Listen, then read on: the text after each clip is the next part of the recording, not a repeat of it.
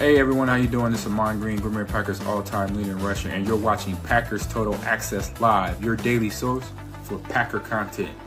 Go Pack, go!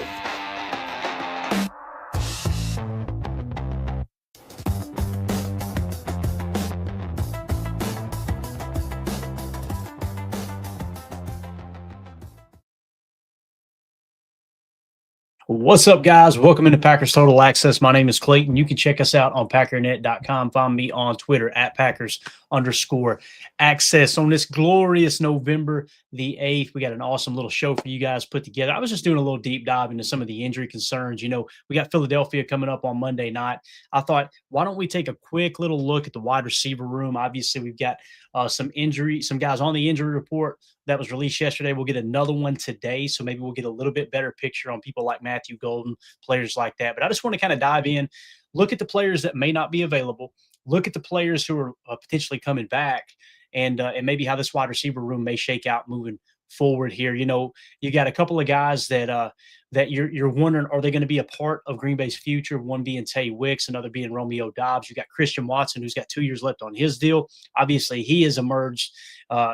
Basically, to me, he looks like he's as good, if not better, than he was before the ACL, which is really, really exciting.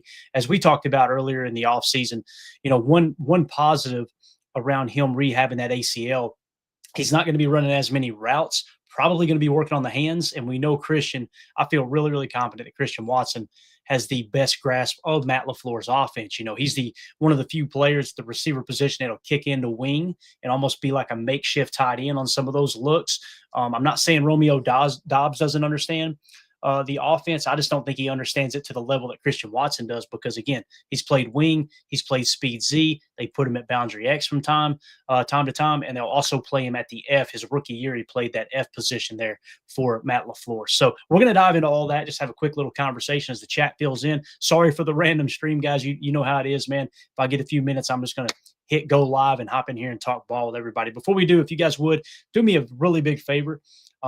Click like, click subscribe, hit that bell icon so you're notified when we go live here in the future. If this is your first time tuning into PTA, welcome. Thank you for making us a part of your Saturday morning festivities as we're getting geared up for the Monday Night Football showdown with the Eagles. Later on, I think it's going to be tomorrow, we will be doing the game plan. We'll be unveiling that. We might get into a little bit of it tonight. I'm going to put it together today and just talk about a detailed game plan in approaching the Philadelphia Eagles game coming up. So if that's the type of content you're looking for, hit subscribe, click that bell icon so you're notified when we go live here in the future. We've got like something between 20 and 25,000 returning viewers every month. And we've got like 6,600 subs, 6,500 subs, whatever the number is. If everybody watching this video just took a quick second and hit subscribe, that would help the channel out tremendously. We know these people are returning to watch the content. They're probably like me, where I forget to hit sub on some of the top content creators that I follow as well. We got a bunch of people in the chat. Appreciate y'all swinging through. Nick McSwain in the house. We got Bates.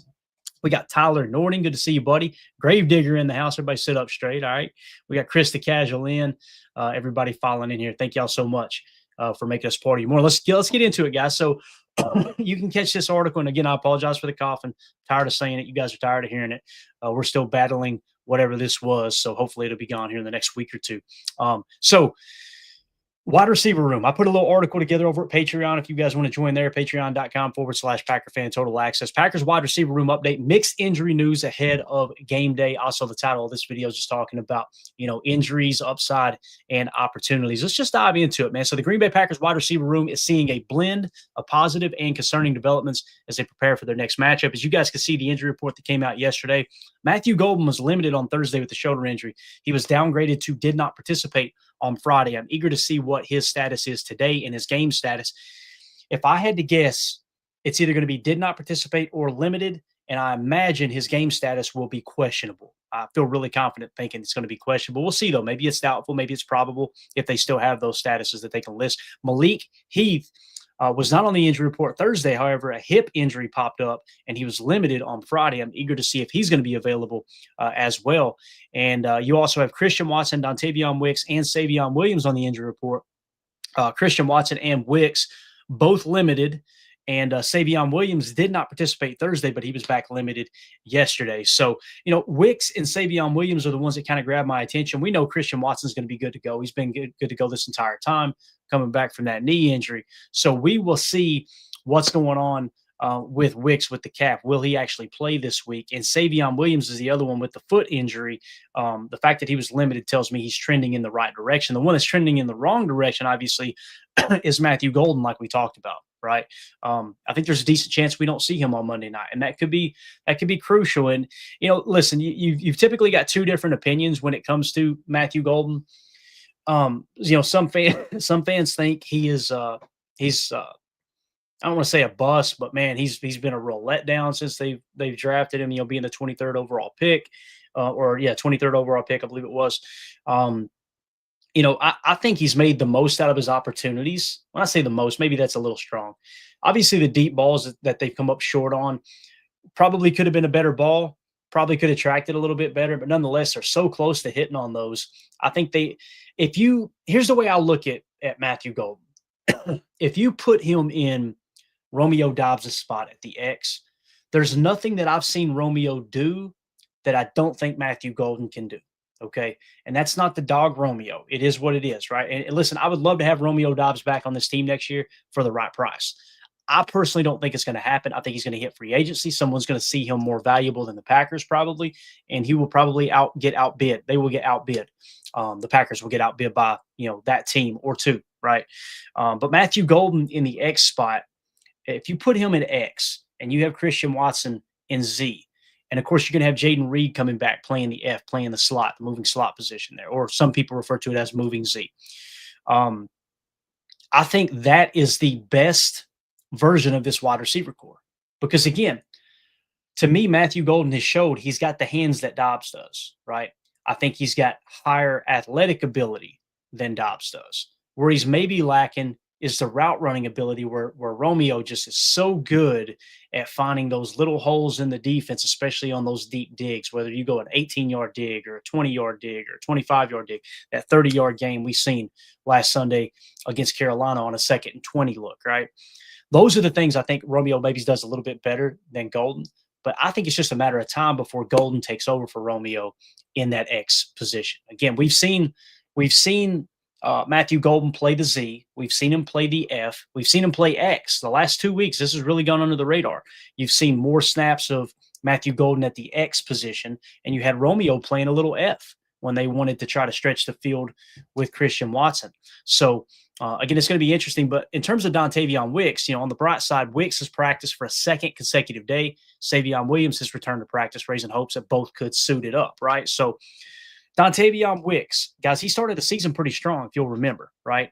Weeks 1 and 2, his PFF grade 74.8, 79.0. We were immediately talking about, okay, he's picking up where he kind of left off his rookie year. We've seen, oh man, this guy might be a dog. I mean, if you look here in 2023, 77.8 was his PFF grade. Last year it was 65.1. This year it's sitting at a 63.9. But early on, before the injuries started to pile up and the calf started bothering him, you've seen he was performing a little bit better. I'm eager to see if he's going to return and get back into that 74, 79 form here. According to PFF. That's what I'm really, really excited about. Now, again, in 2024, the problem with Wicks were the drop issues, right? His drop grade, according to PFF, 29.1. His drop grade this year, back up to a 64.7. So he seems to have fixed the drop issues. And again, man, he's 6'1". Some sites have him listed at 6'2", 206. He's a bigger body receiver with great footwork, great route running ability. So you're probably asking, well, where does Wicks fit in the offense? We talked about Matthew Golden, I think is a better X receiver than maybe a Z or a slot. With Dontavion Wicks, he's kind of the jack of all trades, master of none. The only position I think he can't play or isn't effective in is that speed Z spot, right? Think of Christian Watson stretching the field vertically. That's just not Wicks's game. Wicks works great underneath. And as you can see here, he's had a pretty decent start to the year to 63.9. That's not horrible. It's kind of on par with where he was last year, but he's fixed the drop issue. So I'm eager to see how he performs, right? And then, however, there's bad news for rookie first-round wide receiver Matthew Golden, who did not participate on Friday due to a shoulder injury after being limited on Thursday. So obviously he gets banged up in that injury or in that game, if I remember correctly. They put him out there limited Thursday. Yesterday, he did not participate. Now, when you look at how he's performed this year, he's been trending down a little bit in weeks 8 and 9, right? So starting in week 1, here are his PFF grades. This is his rookie campaign, guys. 61, 52, 62, 63, 90.4 against Carolina, where he went off, right? He had 5 targets, 3 catches. I think he averaged 28.7 yards per reception in that game, had a 90.4 PFF grade. At Arizona, 37 yards receiving, 67.1 PFF grade. And then in week 8 at Pittsburgh and week 9 in Carolina, you've seen the dip, 52, 53. Of course, he got hurt there in the Carolina game, if I remember correctly. So with that being said, his PFF grade on the year is 66.2. So when I look at the comparison of Matthew Golden to Dontavion Wicks and go, okay, 63.9, 66.2. If you backed it up with statistics, it kind of shows a similar outcome, I guess you could say. But you're talking about 2 different receivers, like with Wicks obviously does not have the speed that Golden has. Golden does not have the size that Wicks has. Some would say Wicks runs better routes than Matthew Golden. I think it's closer than many people want to give Golden credit for. So if you're talking about these 2 players competing for the X position moving forward, the problem with that is Dontavion Wicks hasn't been a world beater. And the reality is this 3rd year of his deal, right? So you're going to want to get Matthew Golden out there on the field as often as possible and get him acclimated to the offense even more, because you got him under contract for the next 3 years. With Wicks, it's just 1 more year under contract. With Dobby, obviously, it's the final year of his deal. So that's why I kind of see Dobbs as the odd man out, unless he accepts a team-friendly deal. I'm not talking about chump change, but obviously he could get more money out on the market. If he were to just hit free agency. So that's kind of how I see those, that little cluster of receivers. All right. Wicks, who missed the last 2 games with a calf injury, has been limited in practice this week. He's optimistic about playing, but remains day to day. Before the injury, Wicks had a strong start to the season, and he enjoys being back at practice. The thing I wanted to point out here, guys, is when you talk about air yards per target, Dontavion Wicks 3rd on the team there, right, with 13 air yards per target. So they like to hit him at that mid-level, right? So one of the knocks on Matt LaFleur's offense last week was they're either throwing screen passes or they're throwing deep. There's nothing in the middle. Well, I showed you guys on Chalk Talk where you hammered out 2 different plays in crucial situations. You get that 30-yard gain there with Romeo Dobbs on the dig. That's midline, right?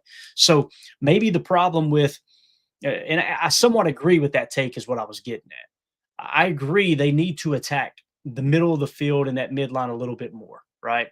Well, maybe it's because Tay Wicks has been missing in the lineup, seeing that he's 3rd in the team in average yards or air yards per target, right? So when you look at it from that standpoint, it all kind of adds up, right? So Wicks, that's kind of been his specialty this year, is air yards per target. His yards per receptions at 10.3, not bad, right? 134 yards receiving. The other cool thing here is only 20 targets. He's got 13 receptions. So he's actually catching the football this year, 65% catch percentage there. It's wild to think, too, that Christian Watson has a 75% catch percentage right now. And you'll notice we're not talking much about Christian Watson right here because we know what we got there, in my opinion.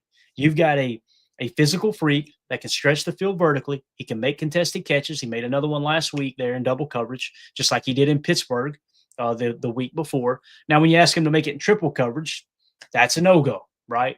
That's not many players in the league are going to be able to bring down those catches, right? So as Joseph points out here in the chat, Love really favored Wicks at the start of this season. It's almost like that same tight end effect, right, Joseph? You feel like he's got a large catch radius, and once he fixed the drop issue, you also like his yak ability. That's something that's been kind of gone unnoticed with Wicks. I think if you go back to his rookie year, his yards after catch were unbelievable, right? And he's literally running through arm tackles, that type of guy. So moving along here, Williams, talking about Savion Williams, sidelined from Thursday's practice due to a calf issue, was limited on Friday. He contributes across multiple facets, including rushing, receiving, and returns, where he's 2nd on the team in total yards. As the primary kickoff returner, he's delivered some long returns recently, all right? So the cool thing about Savion, he's had limited opportunities, but his catch percentage is 100%, guys. I mean, every ball that's been thrown to him, all 7 targets, he's caught them. Now, he's only got 43 yards. Obviously, that's 6.1 yards per catch, but that just shows you they like to use him underneath. And listen, that's what the college tape showed at TCU. This guy, he's a break tackle machine. Now, he catches the bubble screen in Pittsburgh, takes it for a touchdown. His first career touchdown, right? Everybody loved it. Last week, the bubble screen didn't work. I felt like it was a mental error on his part where he turned it into more of a smoke, or he kind of half-assed the bubble screen route. And that's what Matt LaFleur was chewing him about, because you end up turning it into a smoke route, which is essentially just a kind of slight step back, catch the ball, try to make a guy miss. On a bubble, you're looking to move horizontally outside, catch the ball on the run. And I think that's what Romeo was expecting him to do when he was trying to block on that bubble screen. Is you have, if you go outside, you got a 1-for-1 hat count, meaning Rome's got his guy, and it's literally going to be Savion Williams versus the safety. Instead, he kind of shortens that route a little bit, catches it, tries to go back inside, where now you're down 4 hats. You're in a -4 hat count, meaning they have 4 bodies approaching the football. And as opposed to if he went outside, you probably could have scampered. I don't know if you'd have scored, but you'd have definitely picked up a much more positive gain. So that's just a mental error that young players are going to have. And it kind of goes back to the conversation we've had about having the youngest player in the league, or the youngest rosters in the league, right? We've done it every single year. And then when we make mistakes, people are expecting, you're doing the same thing over and over and you're expecting a different result. And typically when you point that out, the argument then becomes, well, this is a young team with a lot of experience. And I know which podcast that started on, and I just rolled my eyes, because I'm like, you say that, yet here we have a rookie wide receiver catching a ball in a 1-score game, or actually at the time it was tied, right, 0-0 on the opening opportunity for the Packers to score, and the rookie fumbles the ball. And the people that say, well, we got a lot of experience with this young team. Okay, how much experience does that rookie receiver have, right? He's a 3rd-round pick. You expect him to play just like we expect Matthew Golden to play as well. So just something to kind of dive into there a little bit as well. Ed Madden, I disagree here, man, respectfully, of course, but I love you, Ed. I know Ed's he's always in the chat. Appreciate you, buddy. Always jumping there, voicing your opinion. Spacing was bad on the fumble. I disagree. Unless you're saying the spacing by the receiver, take that back. If you're saying the receiver did not create the proper spacing for what the play call was, I agree, right? But if you're saying the spacing was bad on the play call itself, I disagree on that, because again, you had that hat count that you were looking for. And just so everybody knows, it's easy to rake Matt LaFleur over the coals for that play call and say, oh, what's he doing throwing screens? We pointed it out in Chalk Talk before Matt LaFleur said it in his presser this week. Guys, there's a run play attached to that too. So we've come full circle to fans complaining about Aaron Rodgers always throwing the ball when we should be running it. Well, now it's Jordan Love throwing the ball when some fans think we should be running it. I can understand why Jordan Love made the decision he made. And honestly, he could have thrown a better ball on that bubble screen too, although it was catchable, of course, but you're looking to lead him outside. So maybe that played a little bit of a factor into Savion Williams trying to cut back inside. And the other mistake there, of course, was Savion holding the ball in the inside arm, right? That's just a big no-no. You got to know on a bubble screen, when you're looking for a 1-for-1 hat count, the quarterback's going to look to put it outside for you. You got to catch that ball and get it in the outside arm as quick as possible. Instead, what Savion did, he shortened the route, caught the ball, kept it on the inside arm. So that's probably why Matt LaFleur was chewing him on the sideline. He's going, listen, bud, you didn't get far enough outside. You made the wrong cut, and you had the ball in the inside arm. Could you have screwed anything else up on that play? But I guarantee you, Matt LaFleur knows the upside that Savion has. We've talked about it from time to time on this particular show. And, that's being a rookie. You're going to make rookie mistakes, It's just like we talked about with the defense going into the offseason. It's like, hey, listen, guys, what this defense did, taking the ball away, understand that's rare. You're probably going to have – I immediately try to project to the next year and go, okay, the interceptions we have with the takeaway, which contributed dramatically to the takeaways for the Packers in 2024, can't expect that. You're being unrealistic if you expect to have the same amount of takeaways because of the interceptions. Teams are not going to play you the same way, right? They didn't even play the Packers the same way in the back half of the season, right? You already seen it trending in that direction. Same thing goes for kicker. There's people that have unrealistic expectations on Brandon McManus. Last year, he kicked over 90%.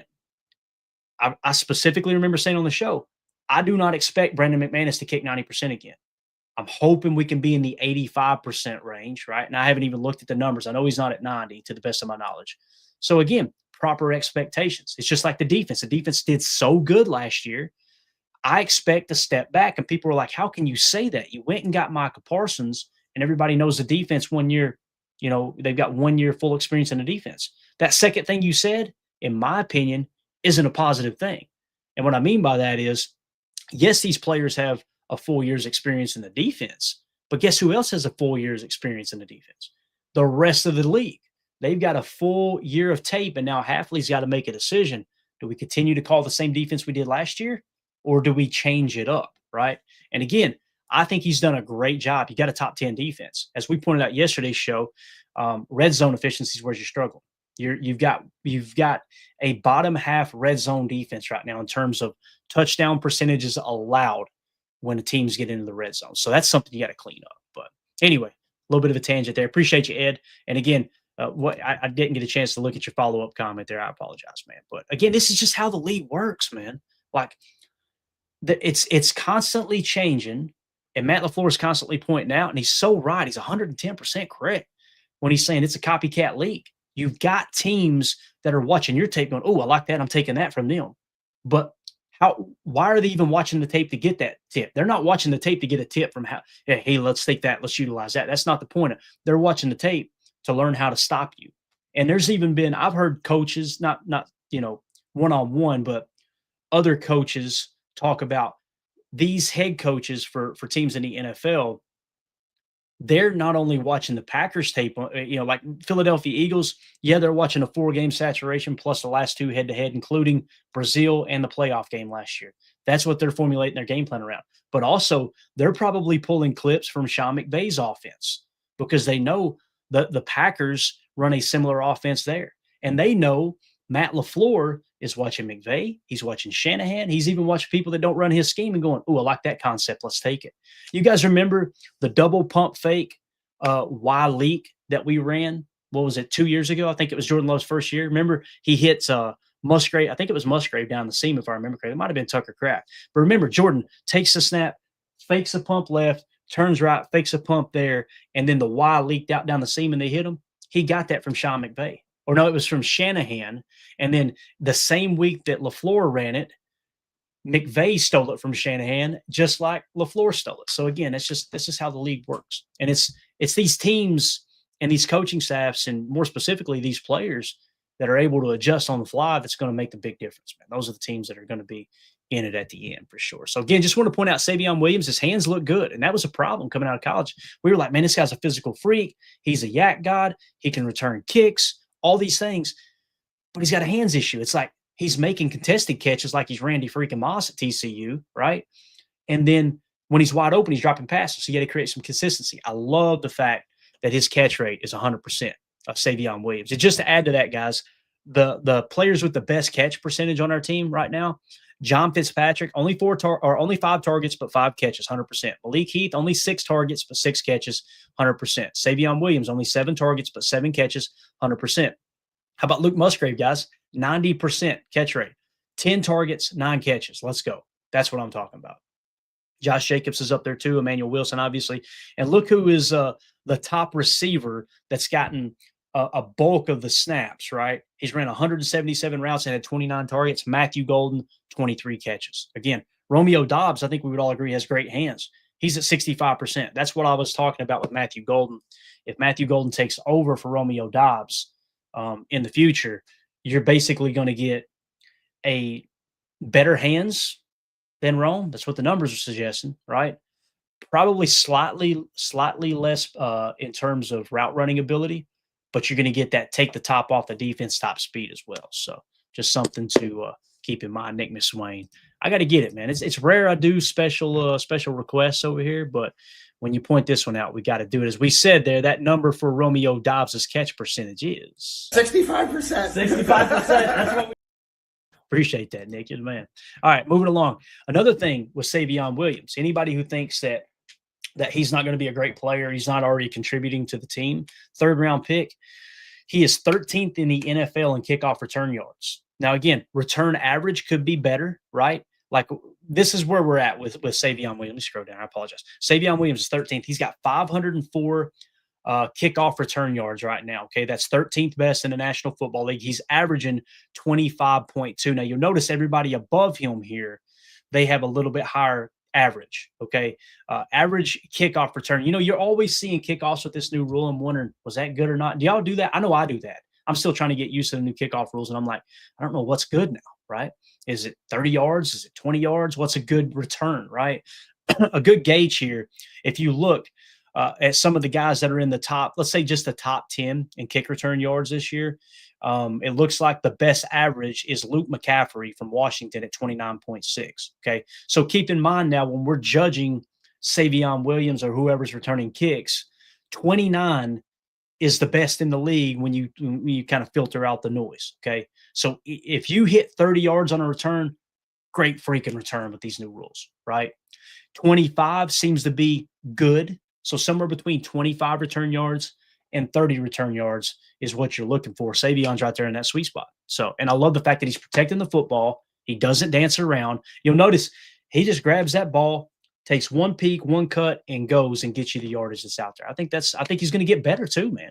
Going to get better. As Joseph points out, yeah, he's a natural kick returner. He's obvious. Completely agree. And some people were saying, why ain't you returning punts?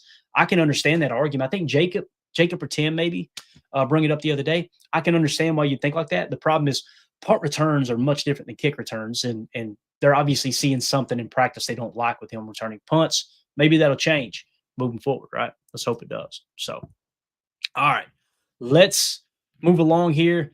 With all that being said, Christian Watson and Romeo Doubs continue to be the go-to guys in this Packers receiving room. If Jaden Reed does return on Thanksgiving Day or earlier, Jordan Love will be heading into the final stretch of the season with the receiving room locked and loaded. So when you look at the PFF grades, again, Jaden Reed, you got to kind of throw it out because it was only, 2 games? He had 5 targets, 3 catches, already had a touchdown. He's just such a weapon, man. 89.9 is his PFF grade. Again, we expect that to come down, and it's going to take some time for him to ramp up too, man. Collarbones are weird, guys. I don't know if y'all have ever broken a collarbone. I luckily have not, but anyone I've known that's broken a collarbone, they stay in your head a little bit, man. You're thinking about it. That's a lot of pain, And every time you hit the ground, it's kind of like an ACL. You're afraid to cut. You're trying to get used to it. Your body's trying to accept the fact that there's foreign objects there that are kind of holding that together and whatnot. But with a collarbone, it's very similar. Don't be surprised if Jaden Reed's a little more cautious on how he falls, like maybe that's probably going to be in his mind a little bit with Yak. It's like, let me try to fall in a safe way because, man, you snap that bone up here, that's awful close to the brain stem. You know what I'm saying? That gets you thinking like, wow, that something that traumatic can happen right here. And, everything that's important is right here. That there's a mental aspect to that from what I've heard. So, I'm interested to see what Jaden Reed looks like when he comes back. But second, Christian Watson, guys, man, 8 targets, 6 catches, 75% receiving percentage. And we know they're throwing contested catch balls up to him too. 143 yards receiving already, 74.7 is the PFF grade there. Romeo Doubs, 70.5 PFF grade. Again, 52 targets, 34 catches. Of course, his catch percentage is going to be lower than the other guys because he got a lot more targets. The most comparable to him is actually Matthew Golden, who has a higher catch percentage, and he's sitting at a 66.2 PFF grade. Malik Heath, 65.9. Dontavion Wicks, 63.9. And Savion Williams has the lowest receiving grade. Isn't that wild? Think about that. This is why you've really got to take PFF and you got to kind of run it through your own filter. There's somebody supposedly grading the tape, right? They're grading every snap. If that's the case, why does Savion Williams have such a low offensive grade if indeed his drop grade is 75.6, right? So his drop grade is 75.6. So he's got 100% catch percentage, right? Why would you think he's a 55.2 receiving grade? Now, the fumble I get, that should play a role in the offensive grade overall, which I think it does, a 54.5. But it's just kind of odd to me. And that's why it's important to watch the tape, look at the next gen stats, take everything into account, and see what you think. So I want to know what you guys think. If you're watching this video back later, let me know in the comments. Holmes says PFF hates the Packers. LOL. It's really strange how they grade the Packers sometimes. Again, Holmes, I think we both agree. You and I both we're biased, right? So maybe we're looking at it through the wrong lens, but it does just kind of feel like sometimes you look at the tape and go, why the hell did they grade them like that? And with that being said, Holmes, we've actually got the 4th highest PFF grade as a team, right? And there's Packer fans on Twitter going, oh, well, that ain't accurate. We suck. No, we don't suck, bud. You're just overly emotional. That's the way it is. So Ed Madden hits the nail on the head. I need more clarity from PFF on how they grade. Ed, I don't even need clarity. I guess this is probably what you're saying, Ed, but I don't need somebody to go, this is why I graded this, this, and this. I just need to know the grade and the snap. That's all. And I can make my own assessment. And I think they're kind of being exposed a little bit in that regard. And what I mean by that is they're not listing, hey, on this snap we gave this specific grade, right? Tells me they're not watching every snap. I think I think the big name players they probably are. But I think when you get to the bottom of the roster, somebody gets, somebody has 4 routes that they run, they'll probably just go, "Hey, didn't have a catch. Let's give him a 60." You know what I mean? Something like that. I could be wrong, but yeah. Anyway, I would like to have more clarity too there, Ed. All right, let's just do this. We're going to end the show real quick with the chat, okay? Over here on Patreon, this is questions for the show. I'm trying to remember to include it, guys. We're cutting multiple videos a day, but again, this is the lifeblood of what we do here at PTA. Patreon.com/Packer Fan Total Access. $3 get you access to everything over there, including the game plan and everything else in between. So it's just a way to be a part of the community. People ask for a long time, how can we support what y'all are doing? This is the best way to do it. We just set up a Patreon group, let it sit for a while. People would just, donate money. And now all of a sudden it's turned into kind of its own website. That article I just read, you had access to that earlier this morning. So, all right, here we go. Mike Hebring in there in the questions for the show on Patreon says, Eagles by a tush push would be so Packers. Hope you're not right, Mike. And I think Matt LaFleur hit the nail on the head with this one, guys. You got to keep them out of that 4th and short situation, man. That's what you got to do.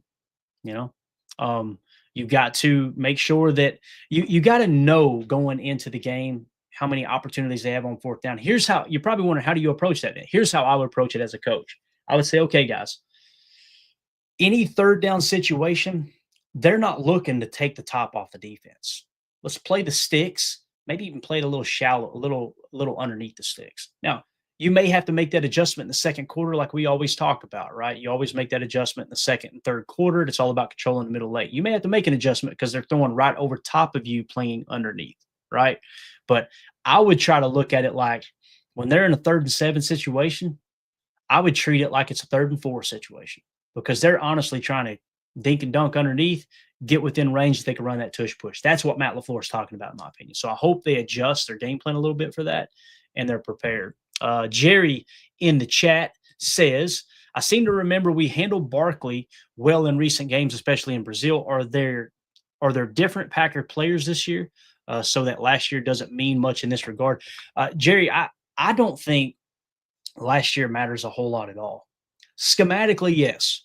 Like I said, both of these teams, what they're going to do in terms of watching the tape, I say they're going to do, they already did it. They probably did it on Monday. Probably did it as soon as the game was over on Sunday, to be honest with you. What they will do is they'll go and grab Philly's last 4 games, okay? And we call that a 4-game saturation. They'll watch every snap of that, and they'll get an idea of what they do. Now, of course, they got the analytics, and AI makes it a lot easier nowadays. They got a whole analytical report of here's what they like to do in these situations, blah, blah, blah, blah. They go watch the last 4 games, and they watch the last 2 head-to-head matchups. So what you'll get is the playoff game, Philly-Green Bay, and then you'll get the Brazil game. With that being said, I don't think it's as much about which players are here, which players aren't, as it is they're going to watch the tape and try to pick up on what the tendencies are here lately. Now, I watched the Giants game where they beat the Giants before their bye. I wasn't overly impressed. It was a 2-score game, but the Giants kind of gave them that game, right? It just seemed like there was every time I turned around, I was working on some stuff here for the pod, and every time I turned around, looked at TV because the announcers got loud, it was like another mental mistake by New York. Might have been a drop. It might have been a turnover. Might have whatever. But I didn't come away from that game going, man, Philly, they played like world beaters there. They just didn't shoot themselves in the foot, essentially, and the Giants did. So hopefully that answers your question, Jerry. Again, I think it's more about the scheme and watching the tape. But Nick McSwain in the questions for the show says, hey, Clayton, is there any way you could look into the results of every defensive drive? Like every time the defense is on the field, did they get a 3-and-out, force a punt, allow a field goal, slash touchdown? I was trying to find this information, but I couldn't. Defense is obviously not going to give up a lot of points, but I feel like they are allowing long, sustained drives and not forcing the mistakes they want to. If you don't feel like answering, could you maybe point me in the direction to find it myself? Appreciate you. Here's the best way to find that info, Nick, and I don't have it right offhand. I will say this last game against Carolina, the one play that stood out to me was you seen Gary pressure Bryce Young. Gary comes across the formation, with his pass rush, pressures Bryce Young, and he was able to scramble. I think it was on the play. I think it was a third down play. It might have been a fourth down conversion, actually. But it was the play where Bryce Young, they tried to throw the personal foul flag on Edgerrin Cooper when they hit him a yard and a half inbounds. Idiotic Greg Olson was trying to, oh my God, what a horrible. And then you watch it back and you're like, but I don't know what you're looking through that through Bears lens glasses and Carolina Panther lens glasses for sure. But that play is one that comes to mind for me where they sustain a drive, right, Nick? They extend a drive, I should say. And that was him scrambling out. Again, he gets pressure from Gary. Gary couldn't run him down. And I was looking at it going, where's the contain and the touch spot on the opposite side? So to me, it looked like somebody got a little too aggressive. Maybe it was Micah. I didn't really focus on it that much. All right, who got out of their rush lane? But that's one play in particular that kind of sticks out. So that may be the case. But here's the best way you can look it up. You go to ESPN, go to the box score for that and click on box score, and then click play by play.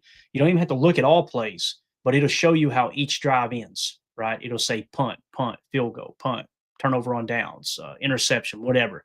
You might be able to tally it up pretty quick, at least for the last few games. And if you do get that information, throw it in the chat, man. We'll share it with the show. So that's what I love about what we do here, man. Everybody's involved, and we're all kind of learning together and sharing information, especially in Patreon and obviously the live chat here. So again, that's patreon.com/Packer Fan Total Access. Appreciate everybody that's supporting over there. You guys are awesome. So cool little community.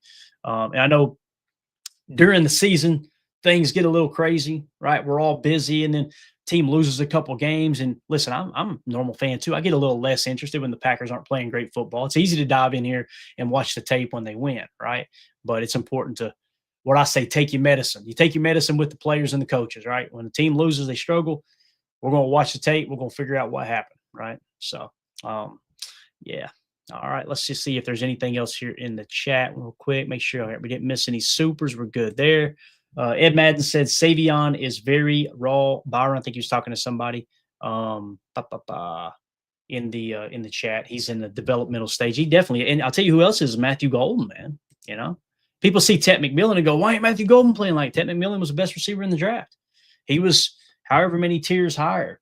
I got so much stuff laying on my phone. Just a second. Let me just see if I can give you an idea. We had Ted McMillan in tier 2.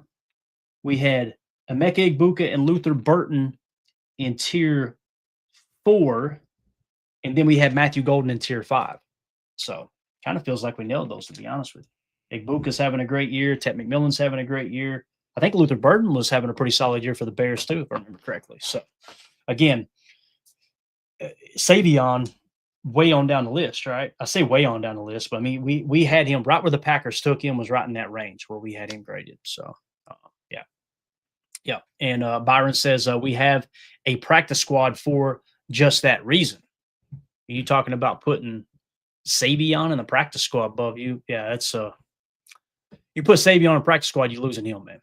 Somebody's signing him tomorrow. If that's what you're saying, I may be misunderstanding you. This is why I don't like to read the chat live when I'm by myself, because I usually ask the guys what do they mean by that, because I'm doing 500 different things, pulling up other screens and misinterpret what people say. But you guys know I'm country as cornbread, and I can't juggle two things at one time. So coaching biggest issue, responders agree. Ted McMillan, let's see here. Ted McMillan, he says Ted McMillan. Sounds like a serial killer. That's Bundy, not McMillan. And it's Ted McMillan. I probably sound like I'm saying Ted. Let's see. Dave C says Savion doesn't get through waivers. Thank you, Dave. So you took it the same way I did there. Yeah. Coach Lynn in the house. Go Pack. Appreciate you, buddy. Ed Madden says you have to bounce back from adversity. That's life. Amen, dude. Amen. I wish some people would tell some of these fans on social media, man. I made a comment the other day, and I stand by it, man. I see the way people respond. One week we're winning the Super Bowl, and then that same fan the next week is trying to fire Matt LaFleur, and I'm like, man, I'd hate to live in your household. My God. Somebody gets a speeding ticket in the household, you kicking them out of the house, telling them you're disowning them. Like, what goes on over there? Whew. Anyway, Coach says Savion is a stud, period. There's something there, Coach. I agree. Now, listen, I stud – I'm not going to the point where it's like, okay, when I hear stud, I think he's going to be a top 10 receiver in the league. I don't see that yet. I don't see it. I don't not see it, right? But I don't see it exactly to that level. But what you do see, Coach, is there's something with Savion. It's like he belongs. You could tell he's an NFL receiver. Like I think he's going to be a good player. I'm trying to, you can probably hear it in my voice, I'm trying to harness the excitement I have for him, but there's something there that I think Savion, the moment's never going to be too big for him. You just got to clean up. We knew he was raw, right? That's the fumble. That's mechanical stuff, right? The route. If he did break that route off, it was supposed to be a bubble and not a smoke. And he kind of ran something in between. You clean that up, things are going to get better for Savion. I think Savion's going to be great, man. Let's see what AFM says here. AFM says Savion should move to tight end. I disagree with that, AFM. I think if you move him to tight end, you've got to beef him up. You got to put weight on him, right? When you put weight on him, things get a little bit weird. Things get different, man, with players when you try to. I'm tired of the Packers trying to draft a tackle and play him at guard. I'm tired of the Packers drafting a cornerback and trying to play him at safety. We've seen that before. In this case with Javon Bullard, we drafted a safety and put him at slot corner. Slot corner is definitely, he plays better there, so that one you could check the box. But I think I like Demarius Randall and some of these other players we had in the past where it was just like you're constantly trying to fit a square peg in a round hole. I think of Amari Rodgers, who coming out of college was like, hey, this is going to be a good slot receiver, good, kind of gadget guy. And they absolutely ruined him, making him do punt returns that anybody could see he couldn't do, So, yeah. In terms of Savion, you can accomplish the same thing that you're looking for, AFM, by sliding him into the wing. And we've seen him do that, right? So what you're doing is you're capitalizing on two things. You're taking the strength of his game without forcing him to put on extra weight, right? Making him play uncomfortable. But also with him being on the field, you're triggering a nickel defense, which is now going to put a DB most likely in the run fit in the box, whether you're playing a spur safety or the nickel back's going to slide in on him playing the wing. And you still get his blocking ability. So I kind of like him at receiver and the weight he is. I want teams to always look at Savion as a receiver and play defense that way. Because when they do, they're going to bring in an extra DB. And then when you get him underneath on the bubble screens and things, he's going to be able to run through that DB's face. As opposed to if you beef them up like a tight end and try to do it, now they're in a base set and they got an extra linebacker in there who's going to obviously be a better tackler. Maybe not as good, covering down the field. And that's probably the positive that would come out of your idea there, moving him to tight end, is he would have the advantage if he beefed up and ran vertical routes or, mid to deep routes on linebackers. I just don't think that's what they want Savion to do. I think what they want from Savion is a guy who they're going to use with yak ability. So I could be wrong though. We'll see though, man. Time will tell. So, all right. With that being said, let's give Byron one more comment here, because he was the one that we disagree with. And listen, Byron, when we disagree with you here, man, I'm not saying I'm right and you're wrong. That's just my opinion. And I know guys in the chat feel the same way, I'm sure. Byron said, I'm not saying kick Savion to the curb. I'm saying give him less big game reps till he's comfortable. Gotcha. I understand that. And we were just pointing out that when you said that's what the practice squad's for, obviously you can't stash him on the practice squad. And maybe we misunderstood you, but it's all good, man. All right, guys, that's going to do it. AFM in here laughing. It's untelling what you're even laughing about, you and that crusty mustache. We're out of here, guys. We'll be back tonight, 6 p.m. Central for PTA Live. We're going to be diving into a little bit of the game plan. We'll get you the final injury report. We'll have a lot of fun stuff going on. Maybe the guys will join me. If not, I'll be in here rolling. And I think Tim will probably be in here for sure. We'll see if Emilio and Jacob are available. But we'll be back to talk ball. Make sure everybody do me a favor, hit like, hit subscribe. Click that bell icon so you're notified when we go live in the future. Everybody have a wonderful day. We'll see you tonight at 6 p.m. Central Time. My name's Clayton. This is PTA. Y'all have a great day. Go Irish. I know it's going to piss some people off. Sorry. Go Irish. Big day of college football. It's going to be a lot of fun, man. Everybody have a wonderful day. We'll see you tonight. Bye. Here we go. We're out. Bye, guys.